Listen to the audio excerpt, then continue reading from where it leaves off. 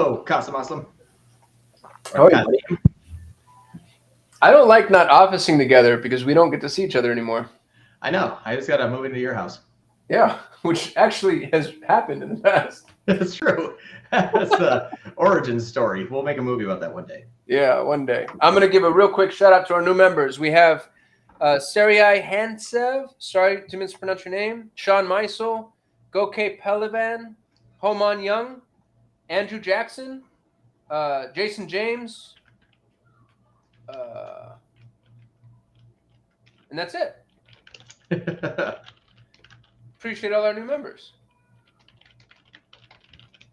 And Peter Sonoros Zabo and Sean GG. Cool. Now, give us your questions. Come on. Dave's here. Dave. Hola. Hola, ¿cómo está? Somebody's on Facebook. If you're on Facebook, we can't see who you are because Facebook sucks. It just says Facebook user says my dudes. Yeah. Please come to YouTube where we will love you. It sounded weird. I was gonna say. I mean, I don't know what you're all expecting, but against YouTube's policy. Ryan says, "Happy Friday, gentlemen." How classy, Ryan.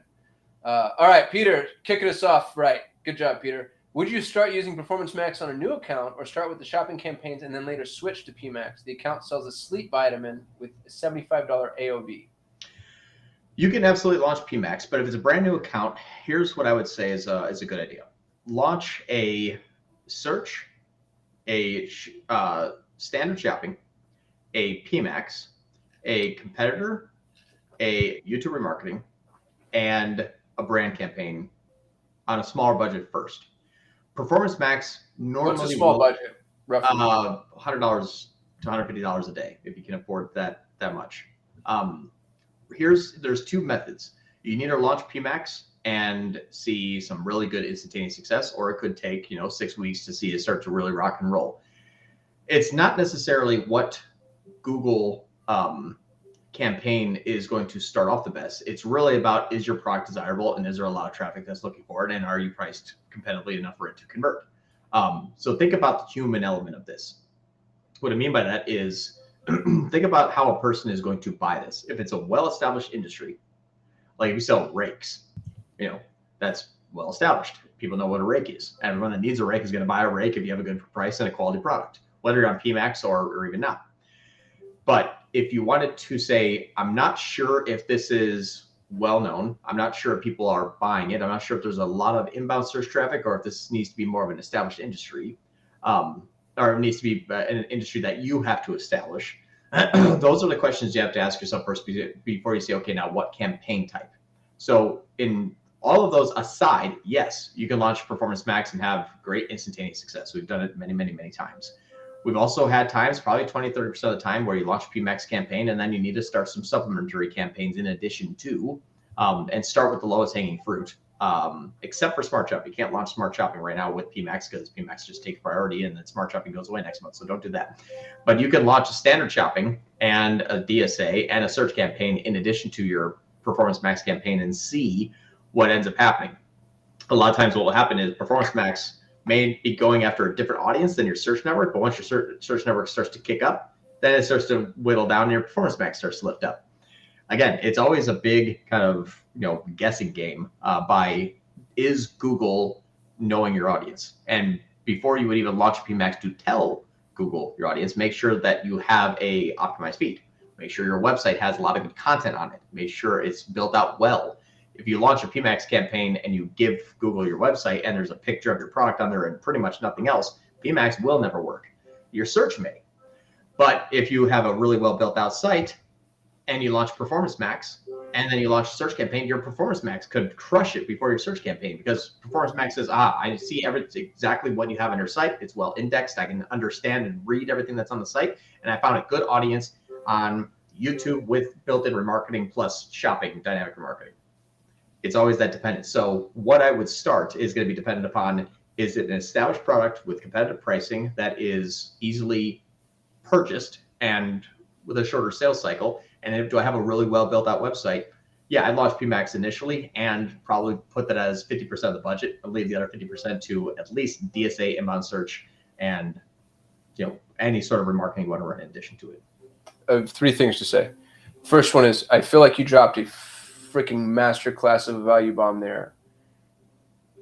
Whenever you're going to launch any campaign, the question is does Google already know who your customer is? Mm-hmm. Or do we need to teach Google who the customer is? And by the way, teaching Google who the customer is sometimes isn't hard. It's like, oh, teachers buy chalk. Okay, I know where teachers are. Let's go get more teachers. But Right. now sometimes Google knows, oh yeah, these teachers buy chalk. So, and in Google's mind, by the way, that becomes its own audience, chalk buyers. Mm-hmm. So Google knows who all the chalk buyers are, but it might also find out that, yeah, teachers buy chalk, toddlers buy chalk, crime scene investigators buy chalk. And you can start to teach Google who these audiences buy chalk for their teachers. Exactly. Yeah. But it's a really important question to ask yourself on the outset, because if Google knows who your audience is, you're going straight bottom of the funnel. Mm-hmm. If it doesn't know who your audience is, now we need to teach Google who the audience is, and that's an entirely different concept. I'll give you a good example. This is a perfect example. There's a client that we have. I'll just say their name because it's an amazing product. I'm just going to tell a good story called Hitch and Sit. It is a trailer hitch accessory. And so it slides into the back of your truck, and it has stadium quality seating built in with cup holders, foldable chairs. You can customize it with your company logo. Yeah, it is. It's so cool. So cool. So fishermen, people that ski, outdoorsmen, tailgate, exactly. All of those are our audiences. Smart shopping worked. It was selling, now not that much. We only had like I think $1,000 a month budget, but it would sell like 1 to 3 per month. Cool. We spent $1,000, and these were $1,000 products. So we had a good ROAS. So the reason why smart shopping worked though is because we earn a click, and then we just beat the crap out of these people with remarketing until they're like, okay, yes, this is cool. I'm gonna buy it now. Like, it was a big, expensive purchase decision because A, I had no idea what it was. B, it's $1,000. C, it's gonna take me a while to buy. Performance Max didn't work at all. Performance did not work at all because it was doing inbound search traffic and it was doing some shopping traffic, but it wasn't focusing on remarketing.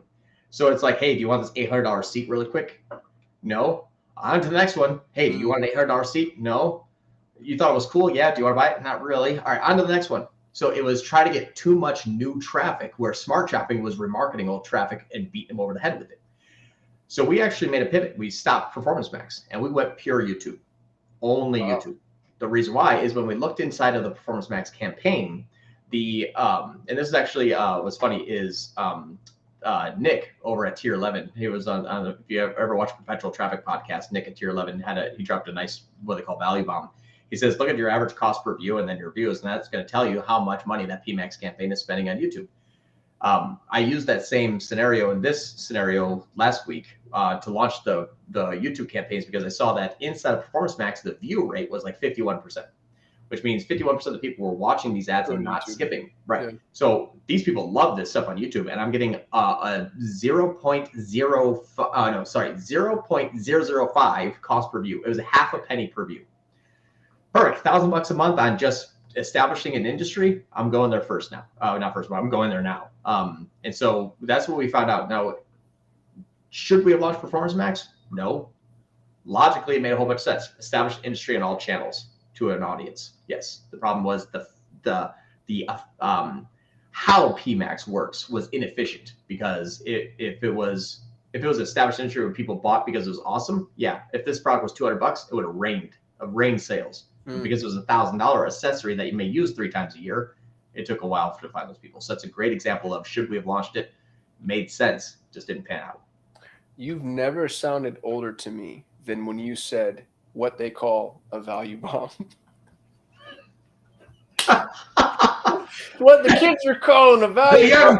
The young whippersnappers, they call it a boom values. That was awesome. It's a gift grenade. Back in World War II, we used to throw those at people. Now you guys just give them away. Caden said something. I was talking to him right before this call. By the way, dude, I love that guy. Like, she's freaking just so smart and so thoughtful.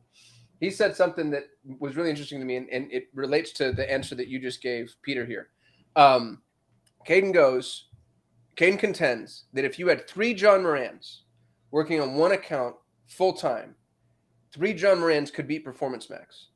If the 3 John Morans didn't have Performance Max and they were segmenting by different accounts, different audiences, whatever, right now, manual intervention could still beat Performance Max. That's his opinion. Yeah, I would agree. No matter in that scenario, the 3 John Morans would be working on an account with 10 times the budget in order for that same scenario to take place. So I guess the question there becomes, even though it's 10 times the budget, and I imagine that's just because you would need the data to learn. Well, I would also have to have enough information on each channel individually to match the data that I would receive with Performance Max. Because Performance Max can cross-pollinate. But if you had 10 times the budget, if performance was the same or better, it would be not a wash, but I guess fine is what I'm saying. It would be even. What I would say is, like, if you had $100 a day, I could do what Performance Max could do at $100 a day with $1,000 a day, but I'd have to break it up by $100 per channel. Like, I did $100 a day to DSA, then to search, then YouTube, then GSP, then search, then shopping, and then just remarketing on YouTube, remarketing on display, remarketing on Discover. Like, I'd have to manually intervention and make sure that was all targeting the same audience as PMax does. It would be as efficient. I would just need more budget, and I think that's the cost benefit of Performance Max is you can test all those channels with a lot less than what you would do trying to test those individually. Dude, so here's what's really funny is with 10 times the budget, you're as smart as the world's smartest computer. Hey, yeah, pretty much. But it's pretty cool. Ryan, we're creating a PMax campaign to replace multiple different smart campaigns. How much should this PMax campaign spend as a percentage of the existing campaigns to start while they are all enabled? The same exact daily ad spend. Now, that is going to overspend probably by about 30% though. So, I mean, it's just, for example, if you had 5 $100 smart campaigns, you have to launch one $500 PMax. They have to be equal. Most of the time, it's going to have 2 campaigns, one of those smart campaigns and PMax enter an auction for one person. So it's an either or scenario. So if you're running at both $500, only one gets to win. So essentially it's going to cost the same. Where there's going to be overspend is when Performance Max says, I want Kasim, and Smart Shopping says, no, I want Kasim. And Smart Shopping actually has better performance. PMax will say, okay, I either will just not go after Kasim or I'll go after someone else. And that or I'll go after someone else is about happening 20% of the time. But the problem is you can't launch a $300 per day Performance Max and 5 $100 a day Smart Shopping at the same time, because we've had a few scenarios where that $300 Performance Max campaign sucks up all the traffic, but only spends $300, not the $500 that it was going to spend. So either scenario can take place, and it's solely down to what campaign Google chooses to enter into the auction for your audience. Peter asks, do you think a long sales page may perform as well as a landing page instead of a Shopify product page? Yeah, especially in PMax, we have a client that does this, that launched a landing page and a PMax campaign without a feed, and used no URL expansion in Performance Max to that landing page and slightly beat their PMax campaign with a feed. So their long form landing page without shopping was beating the shopping campaign with a product page. So you absolutely can do that. My question though, and the problem is this was such a cool product and the landing page was so well done that if I was coming to the site first and I saw the product and like a few images and a description versus this amazing landing page with video and testimonials and 20 different pictures and special offers, and I mean, just really, really well built out page. It probably cost you $10,000 to build. So the cost savings isn't really there. But when I look at those two, I'm like, yeah, I would actually buy from that page instead. And yeah, it's true. It's absolutely true. You don't, just because they didn't use a shopping ad doesn't mean that that page is any less effective. So when PMax is using shopping placements and you have a Shopify product page and you have a elongated landing page, is it always going to go to the product page? No, your Shopify connection to Google Merchant Center is something called content.api. And content.api, that is the conduit to which you tell Merchant Center what page to send that traffic to. So if you build a product page and you send your feed into Google Merchant Center says, okay, so the product lives on that page. You're like, no, it lives on that page. You're like, the feed says to go there. So you can use a tool like Data Feed Watch, and you can send into Data Feed Watch your feed, change the URL of where that product lives before getting to Merchant Center.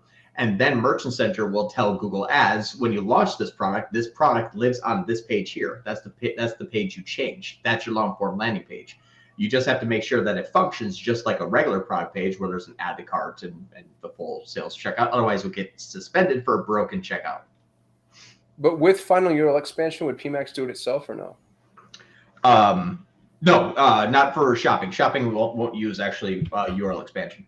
I feel like that's such a waste. It makes so much sense too, because you can't send a shopping ad to a non. It's hard to know when they're gonna. Yeah. You click on like, hey, I'd love to buy this product, and all of a sudden you arrive to the about us. You're like, what the hell? Like, Arms of Andy's is here. Right. Arms of Andy says, "Hola todos." Hold on. Let me Google Translate that. Brenda says, "Hola, Dave. How did we make Dave famous? This is our show, Dave." Hey, he's slowly infiltrating us. Yeah. Jason James, what's up, Jason? Nicholas is here. Arms of Andy's asks, here we go. How can we pull the listing group metrics, meaning conversions, conversion value spend, through Google Ads API in-house without switching to Northbeam? The cost is too high. Yes. Unfortunately, there is no way yet. Even Google Data Studio won't pull that in. Google built a functionality and then forgot to build the rest of it. We just got conversion value, and spend inside of our listing groups like last week. It was all conversions, all conversion value, and all conversion rate, and all conversion. Like it was terrible. So we just got the ability to even like see the actual conversions last week without turning off all of our conversion actions. But there is no way to use any sort of third party. Even like, how about this? To even pull the listing groups, Northbeam still can't do that. So even with the integrated API into a so even Northbeam can't do that. So there is no way yet. Period. It sucks. Sorry, Arms of Andy's. Yeah. Matt Nightingale's here. What's up, Matt? Militia's here. Archie Jeter. Archie says, "What are the advantages?" Wait, who did I say? Malicious. Oh, I'm sorry. I thought it was a question. No, she's just giving us a shout out. Archie says, "What are the advantages and disadvantages of splitting up one product per asset group for PMax? Brand only has 8 products. How does this affect the shopping component of PMax?" What advantages and disadvantages of splitting up one product per asset group? Oh, I prefer that. I try to do that. And here's especially if there's only 8 products. I have a hard time thinking why you'd want all products in one asset group. All right. So here's the advantages. When you are Googling keywords that are around that particular product, you're going to see A, the correct shopping ad from the listing group, and you're going to see B, the proper search ad. So if I'm going to use some really stupid, simple examples, red shoe, blue shoe, green shoe. If I have an asset group for red shoe, and I have an asset group for blue shoe, and I have an asset group for green shoe, I can front load it with my signal to be people that type in red shoe in the red shoe asset group for the red shoe listing group. And then obviously the same thing with blue and green. And when people actually go to Google and they type that in, then they're going to see the product that they need to see, because it is from the same. Well, actually, let me do this. It's going to be from the proper asset group. So I'm going to share my screen. And real quick before you do that, I'm so sorry. I'm going to ruin your example. But red shoe, blue shoe, green shoe, those are technically product variants. Would you do a different product variant per asset group? No, if it's product variants, I would keep them the same. Yeah, that's why I said it was going to be a really stupid example, but this is an example. I just got confused. This is an example of a client, and it's Kitsch. And so what you'll see is that if I use luxury shower cap as a quick example, this is one asset group doing this. I front loaded the campaign to say anybody that types in keywords like luxury shower cap, I want to show my asset group of luxury shower caps. And all the variants are in one asset group, but it's different than the bottle free beauty. It's different than anything else. So now I own this area, I own this area, and I own this area, and I own this area for luxury shower caps. Is that branded search ad coming from PMax? This isn't branded, actually. Well, because we're not searching for their brand name. I see what you're saying. Right. So rephrasing, is that search ad coming from PMax? Correct. Never mind. Sorry, keep going. Nope. So in my asset group, though, you have 5 headlines, 5 long headlines, and 5 descriptions. Well, if I know that I'm trying to get people to search for luxury shower caps, and I'm showing my luxury shower cap product, and I'm showing my my ad in text, if I had one asset group here, it'd be like Kitsch.com, we sell things for your hair. Like, it's not going to say luxury shower cap or no slip or waterproof. So that's where this gets a little bit more detailed. Is the advantages is you can control the shopping ad, the display ad, the discover ad, and the search ad for that one product. What you'd have to say is, if I had it all in one asset group, can you have one asset group with 5 headlines be descriptive enough for all 8 of your SKUs? I can't see it. Next up, Michael Ariguzzo. Doesn't Performance Max take away from standard shopping campaigns as well? I know it definitely takes away from smart shopping campaigns.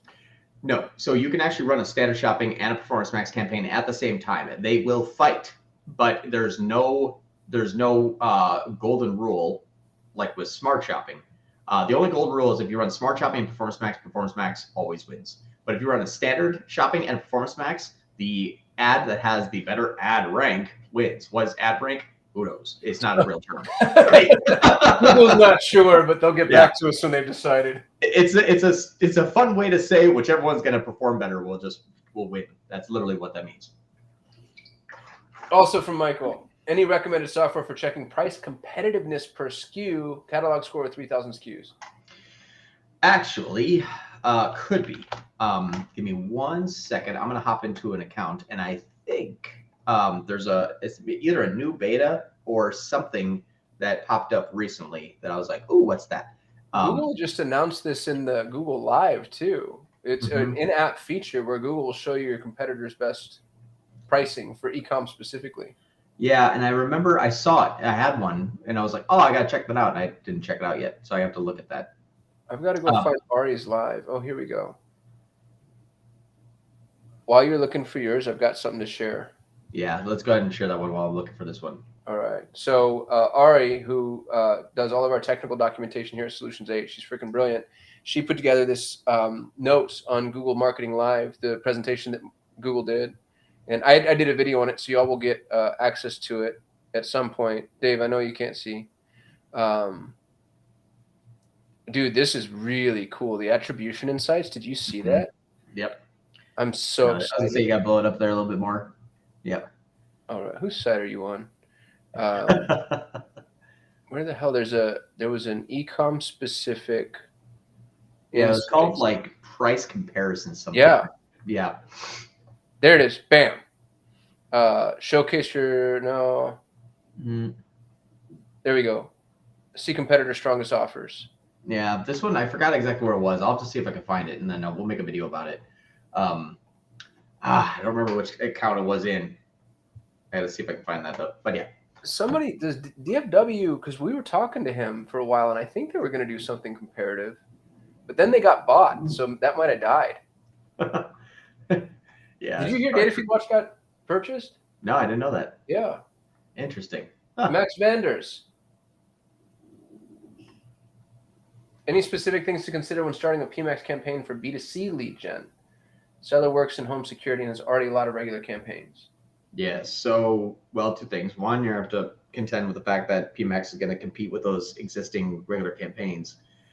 But the other thing is PMax is very heavy spam right now for lead generation, like super heavy. Because most of the time when you look at a search campaign, you have the ability to say, I'd like to target people who are in, frequently in, or have interest in. And we usually choose in and frequently in, not who have interest in. PMax defaults to who is interested in, and then it goes on all the channels. So it's like, if you're interested in the United States and they're on YouTube, congratulations, we just found a way to target click farms. So that's the bad thing, is it through its own default settings, you can't turn off the inability to track or to go to a person who's interested in the United States that's also working at a click farm, essentially. So the issue, though, is you have to make the form extremely difficult to complete. The ones that we see work the best are people with like 15 to 20 fields. Southwest Building Solutions, as example, is great. Or the people that put them through a builder. RTA is another example of that. It's working really, really great. Anytime they have an account that's going through a kind of hard to complete form, works well. We had one client that figured out a way to actually block like junk traffic, that if you just like slam your hand on the keyboard and then try to hit submit, it goes to a 404 page. It doesn't even hit the thank you page. So that, and then we just launched PMax on that one. That one's working well too. but just know that you're going to be targeted. So it may not even be worth running it. Or if you do, running it at a very small budget, $15, $20 a day, give it like, a week or two and see. You're going to start to get conversions. Really look at those conversions. They're going to look real, and they probably are real. Just, there's going to be some similarities between the spam. Like it's always first name dot last name at Gmail, or like first name dot last name, then 2 numbers at Gmail. Those are the spam ones. There was a study, I did a video on this. The study came out at York University. Enterprises have reported that up to 70 to 90% of clicks they're receiving are generated by bots. Mm-hmm. Dude, spam traffic is a way bigger problem than I ever thought. Yeah. And that's one of the reasons why Performance Max, I like it, because it stops being targeted, or stops targeting those users when they don't get a conversion. And automated bidding strategy helps that. If you're running a manual CPC, you're never going to see it. You're Good luck. Yeah, like you're telling Google, no, see that bot? I want to pay only $1.27 for that bot click. I'm like, all right, here you go. That's so funny. Matt Nightingale says, peak for my brand is July and August. I have a successful smart shopping campaign running. Worried to switch to PMax before, but I'm also worried that if I don't switch, it'll force me during peak. What would John do? We need bracelets printed. We actually wouldn't have to change anything. Just wear what would Jesus do bracelet was calling me. Man, this is like the most arrogant thing I've ever said. All right, so here's my opinion. We actually have clients that we're not switching to Performance Max manually. We're going to wait until the smart shopping campaign turns into Performance Max. There's a risk. But the reason why we're doing that is because we started PMax and it failed. And it failed for 2 to 3 weeks. If we don't have the time, the budget, and the AOV, the average order value, if the average order value is too low and you switch to PMax and it still fails, it's a long way around. It's a long way to get that to move up. The risk that we're doing with these clients is, and I've talked to Google at length about this a few times, and I can't use it as gospel because we all know that Google's like, this should happen. It's like, uh-oh.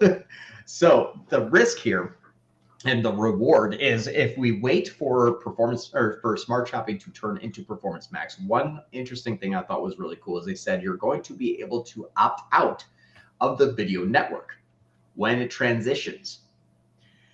That's cool because then you are removing yourself from potential spammy traffic. The good news is they said if you do not add a signal and if you do not add any other assets, Performance Max will target the same 4 channels, and I don't know what they are. Google does. They just said Performance Max will target the same 4 channels your smart shopping campaign did.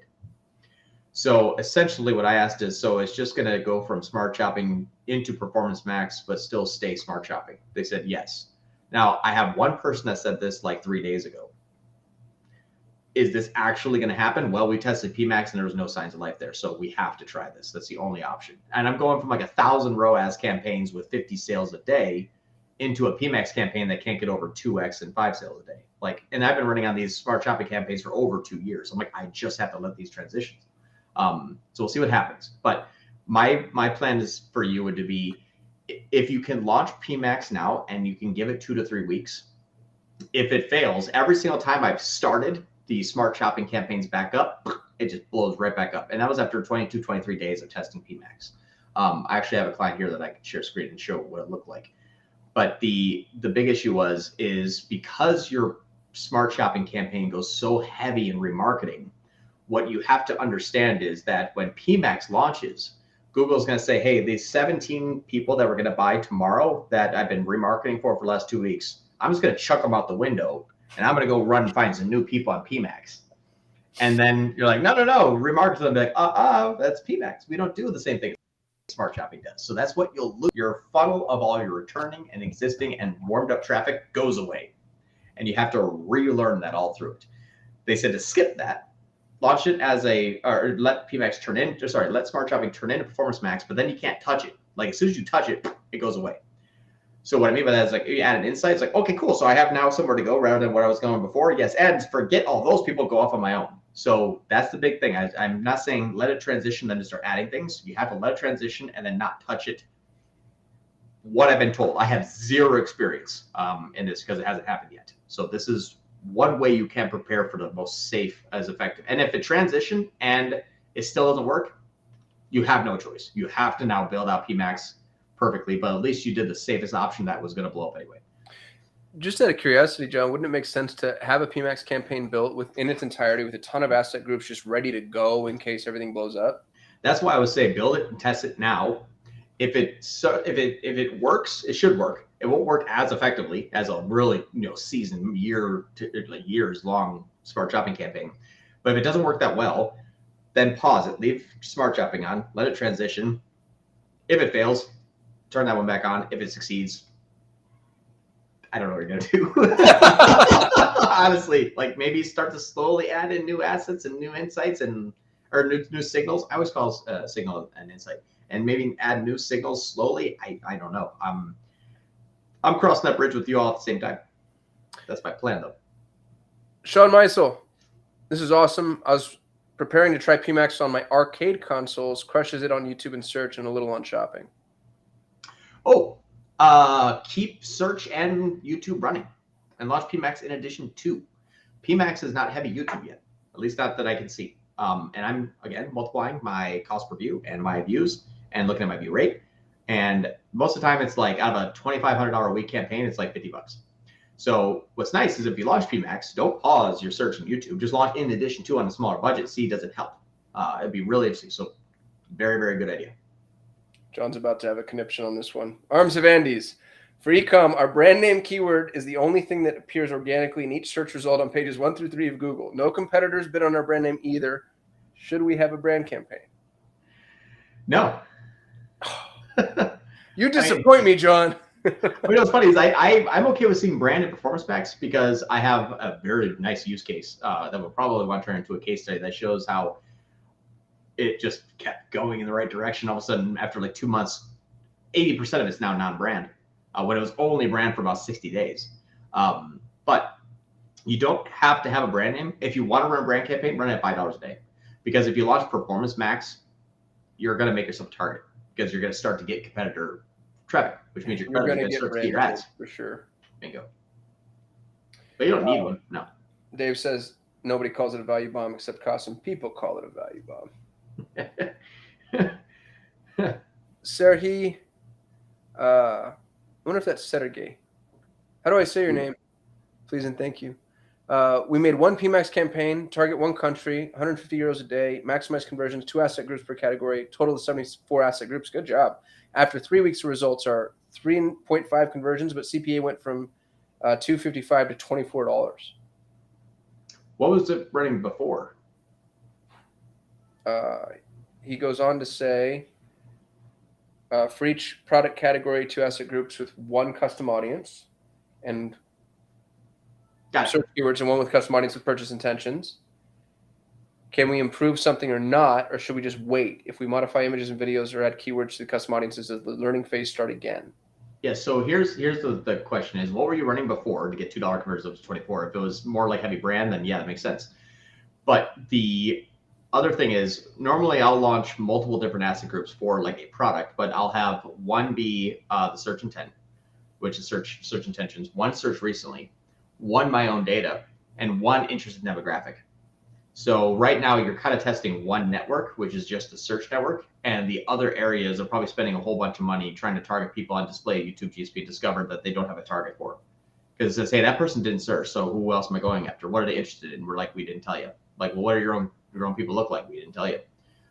So right now it could be that if you look at the insights tab and you look at your search categories, if your search categories looks really good, it means that you need to add more targeting. So you need to add in the your own data in its own asset group, and then you need to add interest and demographic in its own asset group, so people interested in both either in Infinity or in market or custom demographic. Need to add those 2, so that will give you a whole rounded strategy. He said he was running text and shopping with manual CPC and automated rules prior to.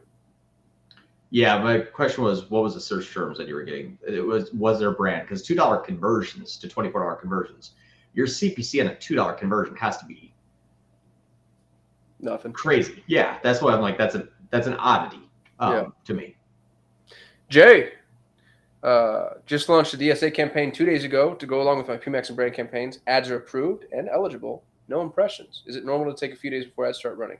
DSA, yes. Everything else, DSA, Performance Max, and YouTube, yes. What DSA is doing is scanning your pages and it's pending. So if you actually go into your dynamic ad target settings of your DSA campaign, you probably should see like pending is what it'll say. If you still see pending, you're fine. What this means is it's essentially scanning your page and watching traffic at the same time, and then all of a sudden you're just going to see, boop, because it's going to say, okay, you two now meet. And it's like the Mike Tyson gif where it's like he's holding two pigeons. You kiff. Michael Aririguzo. How important is Google Analytics? Name. I know, it's my favorite to say. Hopefully Michael pisses you off. Gorlami. How important is Google Analytics when it comes to driving performance in Google Ads? Do you recommend GA4 compared to the previous Google Analytics property? I have very little experience in GA4, honestly. We're working with the company to build out a GA4 instance. We also have a lot of our clients who have hired big like companies to build out their GA4, and I have not seen a successful GA4 implementation yet. So it's not that I don't. It's not that I haven't tried, because it's because also I haven't tried. I have not tried to build a GA4. I just keep seeing roadblocks everywhere that people that are spending a lot of money and have more hours in the day than I do to dedicate it to it can't figure it out. So I'm waiting to learn, I should say. I'm very much in learning mode on this. GA4, the issue that is happening is on UA, if Kasim comes to the site twice in 2 days, it says a new user today and a new user yesterday and a new session, and it just counts Kasim every single time. GA4 says, oh, we're going to string together that user in what they call an event or a visit. Like this visit came back. What they're seeing is that they're actually getting a replication. So if Kasim comes to the site once and then comes to the site again the next day, it says you have two new users that are not related to each other. And they're like, well, that's a duplication. So we actually haven't used it for anything Google Ads related because it could potentially double count or triple count or not account at all. So we still use Google Tag Manager for everything. But in terms of driving performance in Google Ads, I still like UA's audience segmentation, because I can say if you've been to the site from Pinterest and you stayed longer than 10 seconds and you viewed more than 2 pages and you added something to the cart, I'm putting $1,000 a day to that person. But that's what I mean is I still find the segmentation in UA for the custom audiences that you can import for remarketing much better in UA. Whether it's you had 2 bounces or 1 bounces, I don't really care. I'm excluding bouncers. So whether it counts you 1 time or 10 times, you're not my audience. So hopefully that makes sense. Yeah. Jay, do you find any benefit? Good enough. Next question.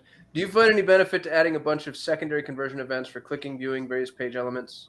I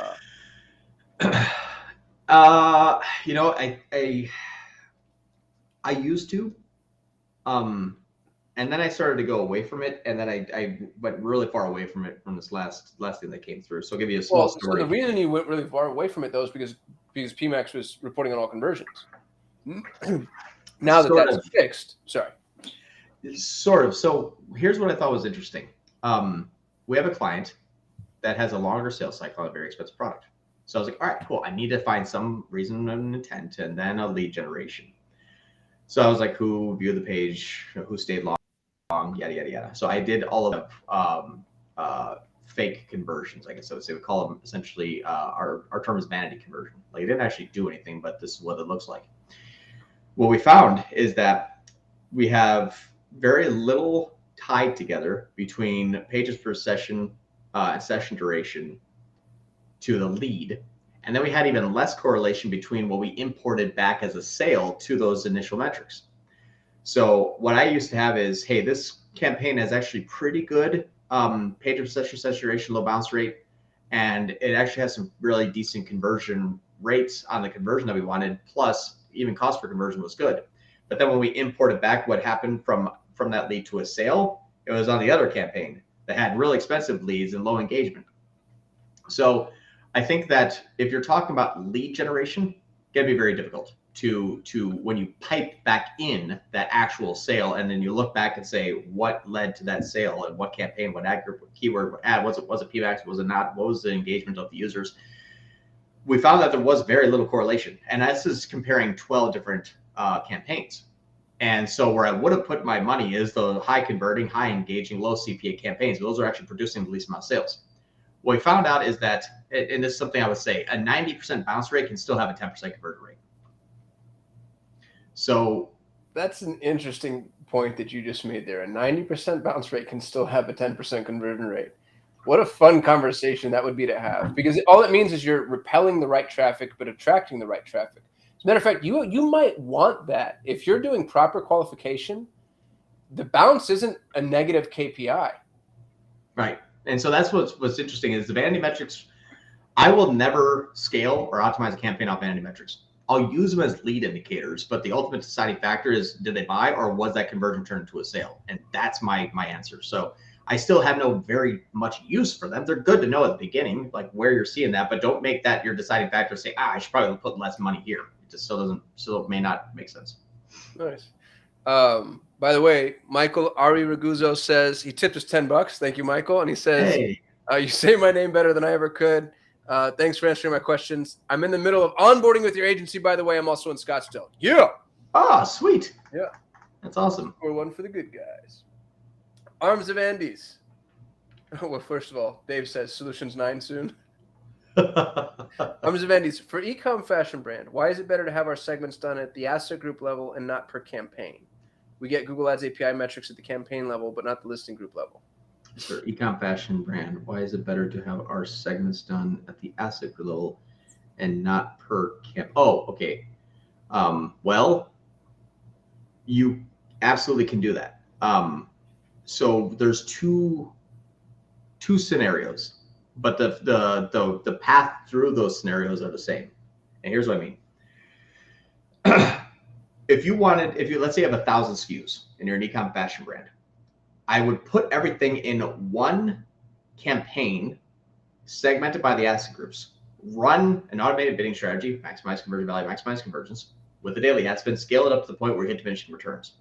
And then the second part, because when you scale up to the point of diminishing returns, like we did with this other brand, was 15 grand a day. We were trying to get to 25,000, and now we're actually doing this next scenario.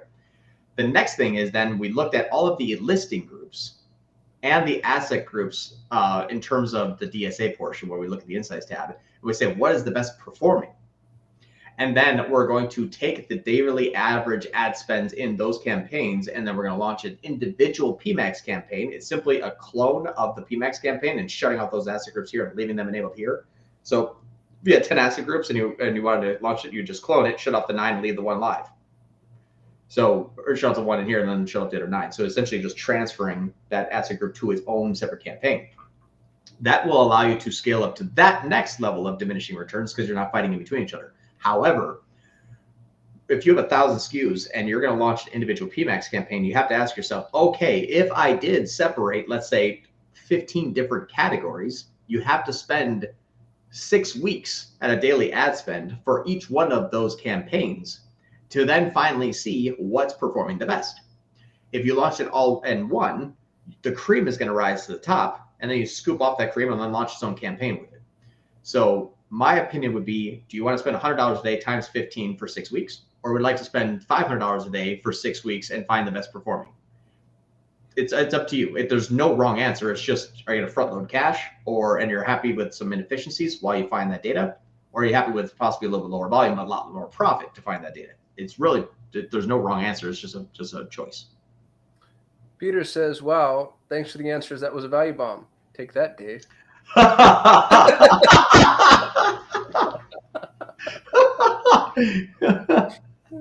Tommy Dukas now. Hey guys, just arrived. I hope you're doing well. We're living the dream, Tommy. I'm sorry I butchered your name.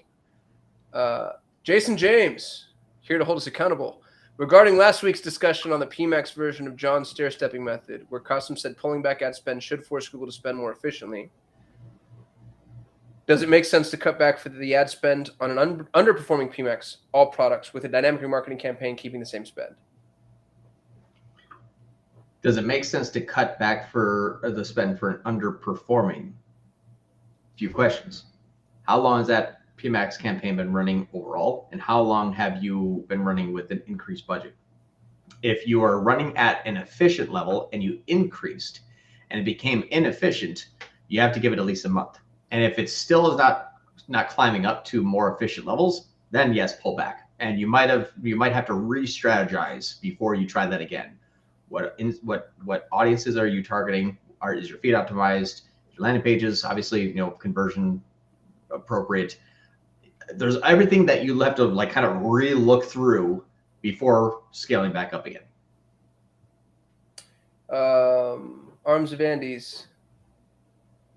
In which cases would you recommend turning on the URL expansion? We sell men's and women's clothing, leggings, sweaters, shirts, boxers, etc.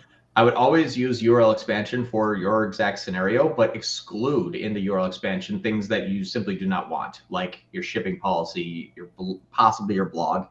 You can turn on later, but no use sending cold traffic right to your blog and then trying to measure it with ROAS. That's not going to happen. So exclude your obvious pages that you're not going to convert or even want to show. But I always use URL expansion for that, because you have a person that was a previous user that bought a sweater 6 months ago that is now coming back and buying board shorts because it's summertime, and you're like, I know you want to remarket that user, but you cannot be sent anywhere else now because you're locked into that asset group. So I always use URL expansion unless I just see issues, but I don't see issues with it. Dave Fogel, talking about bot, says you're still paying for the bot clicks regardless of PMax, which is a huge waste. The hope there, though, Dave, would be that over time, if it's conversion optimizing, Google will start avoiding bots. That's why we want the barrier to entry to be so high. Yeah, well, you're also paying for bot clicks on every display campaign as well. You're paying for bot clicks everywhere. That's the bad part. I mean, in search, you're not as frequent for sure. And PMax isn't a cure-all for everything. There's absolute limitations. One of them is heavy bot traffic. There's also heavy growth though. So it's a tool in a toolbox. It's not like the only tool, but it is a tool, and you have to know that, hey, this Phillips head is going to be really good at Phillips, but horrible at flatheads. Yeah, I know. So that's kind of the scenario there. Max Vanders is going to launch PMax, has 13 fields. Matt Nightingale started PMax in other countries and is performing. That's great. I'm not seeing. Oh, you're not using that little cool tool. No, I'm posting them up when they're actual questions. Gotcha. Here we go. Dave Fogel. If there's that much bot click traffic, why does ClickCease not work? Oh, it sort of works. The problem is, just like for your previous example, Dave, you're paying for it still. So ClickCease is the cop that comes up and says someone's been murdered. The problem is there's so many murders that by the time you get through all the murders, then it's going to start to work. So ClickCease says, hey, you got a bot click and we banned it. And you're like, sweet. And then the next day it's like, hey, you got another bot click, we banned them. And that just never ends. Yeah, we tried ClickCease on 5 accounts. 3 of them, it hurt the campaign performance of. So it was blocking traffic that we apparently didn't want to block because ROAS dipped. 2 of them, like mild improvements, but nothing significant. And nothing outside of normal optimizations, really. Here's the other thing, y'all. They came to us and offered us a promo spot. Like they wanted to. We had every reason to want to make ClickCease work, but you can't promote something if it wasn't working from a case study perspective. Yeah, I would say ClickCease did work for one client that had just only inbound DSA traffic within like a 75-mile radius of their location, because their competitors were jerks, and everyone knows what that means. So I did block their competitors from clicking on their ads a bunch, and it did help. That was the one that I was like, man, amazing. But that's, again, small town clicks from people that it's like, Bob, would you stop clicking on my ad? Like, that's how that scenario was. So we just banned Bob. So it worked. But yeah, I wouldn't use it as a blanket catch-all like, aha, bot traffic is now fixed. Just ban Bob. Sean GG. Hey guys, how do we introduce sales assets Memorial Day, Black Friday to PMax? Do we just pause asset groups, one run asset group during that time period? This is something that has been very, very, very difficult, and is a great question. So for the things like for sale events, I have not found a good way to not screw up good, consistent growth performance and still run assets that are sales related. My SOP, and it's not efficient, it's just what's been the least damaging, I would say, is only running GMC promotions. Now, if you're running PMax for lead generation, change your headline, I would say is going to be the best option for you. But for sales for e-commerce, I always will run site-wide sales, and I will only put it in GMC. The reason being is that when you change an asset group inside Performance Max, there's a 3-week lag. There's a 3-week lull. So if you're running like a week-long sale, it's like, okay, so I'm going to screw it up for a week, and then I'm going to run for a week, and then I'm going to screw it up again while I change it back, and then now my sale actually went and dipped. So I found that if you leave everything in even keel and only throw in the promotion via a GMC, you stick a badge on all of your asset groups without changing anything in your asset groups. Your shopping portion says sale, like all that stuff is still good there. You're just not changing around your headline. But again, you're saying I'm not going to screw up a month worth of good traffic because I want to change my headline from like sale today. Was that really worth it? No. But a GMC promotion is. So I would say still just stick with GMC promotions whenever possible. I wouldn't be going around changing your PMax settings just for a short sale. It's not worth it. You won't actually spend more. You'll spend less inefficiently during that sale. It's counterintuitive. Again, only in Performance Max. Michael Ariaguzo, any workarounds to PMax limits on subdividing products to 1,000? Workarounds on PMax limits on subdividing. Oh, are you talking about on like your 100 asset group? So actually, one thing that we did is depending upon the structure, and Michael will see your account when you're onboarded. But if there is many different variants, geez, I'm blanking on the name. If there's many different variants, is that the reason why there's 1,000 SKUs? Is it like 100 SKUs and 10 variants? We'd actually want to build it out to only the first variant, or the most popular variant, I should say. But if it's actually 1,000 unique SKUs, we would launch multiple Performance Max campaigns just using the same exact daily budgets. It acts the same because Performance Max can remarket other Performance Max traffic. So it's essentially like if you have two $500 campaigns with 500 SKUs, you have one $1,000 per day campaign with 1,000 SKUs. It's kind of like that. Those still they get tied together. Kiss. Oh, that's awesome. I just Googled Michael, by the way. He's like legit famous. Hey. Yeah. Happy to have you on board, Michael. I'm going to get your autograph. Steve Babulo. I duplicated a PM campaign, but only 52 of my 96 asset groups copied over. Tried it twice. Same results. Is this normal? No. Try. Sucks. That's just the worst thing I could possibly. Oh, man.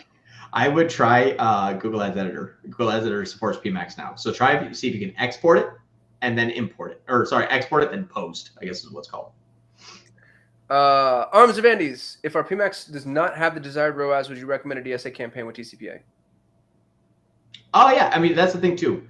Performance Max can stand really well on its own. And if it can't, throw in all the other campaigns you're running before.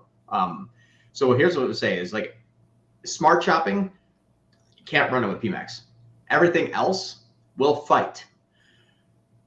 That's not bad. It just means that the area that Performance Max is going is either going to be better than what you're currently doing or worse than what you're currently doing.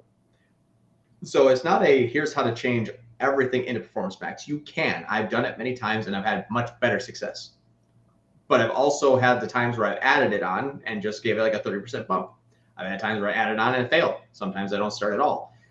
Don't stick to any golden rules. Remember when PMax first came out, one of our first, I think, lives, I said, there's no more golden rules anymore. Like, that's still true. Everything is so unique now. So if it doesn't have the desired ROAS, reduce spend and start to look at why. Look at your targets. Are they well? Look at your assets. Are they well built out? Are you using 20 images, 5 videos, and 5 headlines, 5 long headlines, 5 descriptions? Do you have them replicated 4 different ways to different targets? All those things too. You have to, and then have you given it 6 weeks without touching it?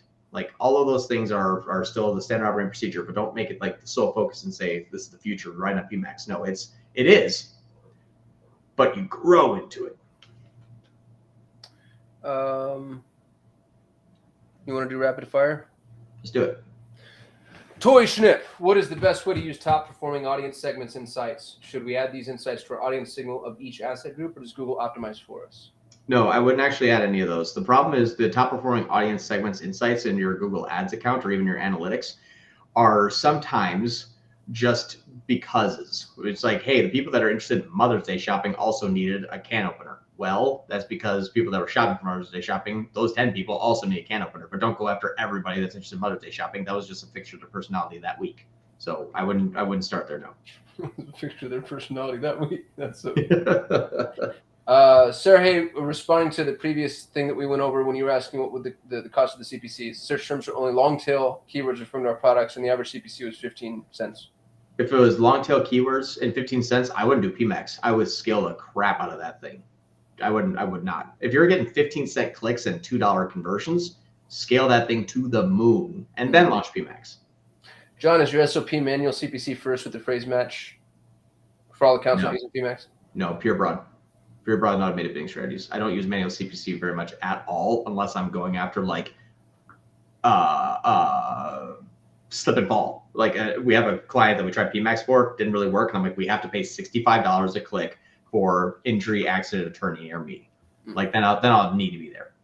Jay, you mentioned in a prior video that you run a remarketing campaign in addition to PMax. Would you do this even if you're targeting new and old customers with PMax? Yes. So PMax is more heavily derivative to a new customer. So it's going to say, I have 10 people here I can remarket, or I have 10 new people. It'll choose 8 of the new people and 2 of the old. So the other 8 of the old are just kind of hanging out, not getting impressed with ads. So run either a discovery remarketing, a display remarketing, or a YouTube remarketing. We've had some display remarketings just blow up and make everything amazing. We've had some display remarketings kill everything. And then YouTube remarketing blow up everything again. I'm getting 800 ROAS on my YouTube remarketing after launching PMax when I couldn't get over like 200. So test different styles of remarketing. Max, just thinking about hidden fields for lead gen. Don't know if it prevents bot traffic from converting. Worth trying this. Yeah, our CTO tried this. And then Glenn, one of our CMs, came up with this honeypot idea. They kind of work, but not really. And the problem too is it's not bots. It's click farms. Good thinking though, Max.